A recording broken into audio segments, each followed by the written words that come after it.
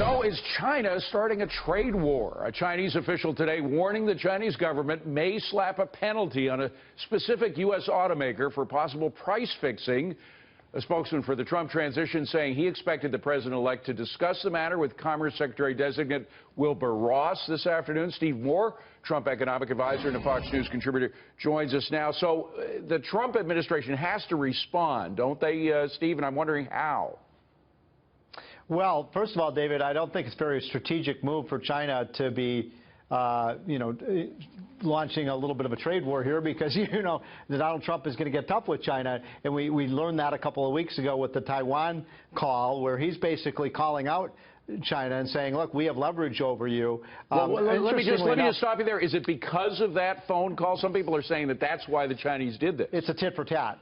Probably. I mean, I don't know what their motivation was here, but I think this is a little bit of a tit for tat. But, it's interesting. There have been all sorts of reports coming out from, various investment groups that are talking about the possibility of a trade war and who comes out ahead in this. And what's interesting is almost all the reports I've seen three major reports from investment companies saying, look, China has much more to lose here than the U.S. does. Now, look, David, I don't want a trade war with China by any means, but they depend on our economy much more than we depend on theirs. By the way, Wilbur Ross has been consulted. Would he be the tip of the spear as Commerce Secretary? Would he be the one that delivers messages, tough as they might be, to the Chinese?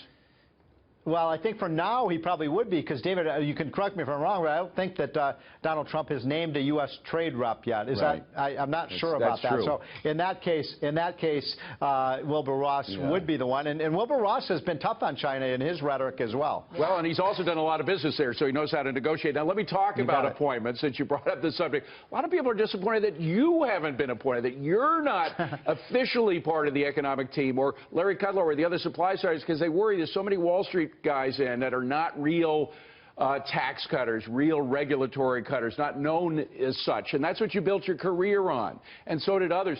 Are you concerned? Are you concerned that tax cutting and regulations might take a back seat to other concerns of the administration the first 100 days? Well, a couple things, David. First of all, I would never give up my Fox contract to go to the White House. I mean, that's just off the table. I'm just teasing. You're a good patriot. I know you would, by the way, but go ahead. But look, here's an interesting point. I mean, first of all, keep your eye on what happens in the next 24 or 48 hours. I think you're going to be very, very happy with a couple of the people who are going to be picked for some of the economic positions. It's not confirmed yet, but just give me we want to know about that. I'm giving you a teaser here. So I think some good news. But you say within 24 hours there will be some major economic appointments. 24 to 48 hours. I'm just speculating here, but I think we're going to get some good news. Look, I think I have not met Cohn, so I know nothing about him. I have worked with Mnuchin, who's the Treasury Secretary, Stephen Mnuchin. I think he's a great guy. I think he gets it. He is a supply sider. He's not part of the supply side movement, but he's a guy who understands the importance of tax cuts. So within the first 100 days, we'll have the tax reform plan set out. Well, the question is, can we get something passed in 100 days? Give us 150 days. But I think there's so much momentum for this. And, you just heard about how important the repatriation is of capital.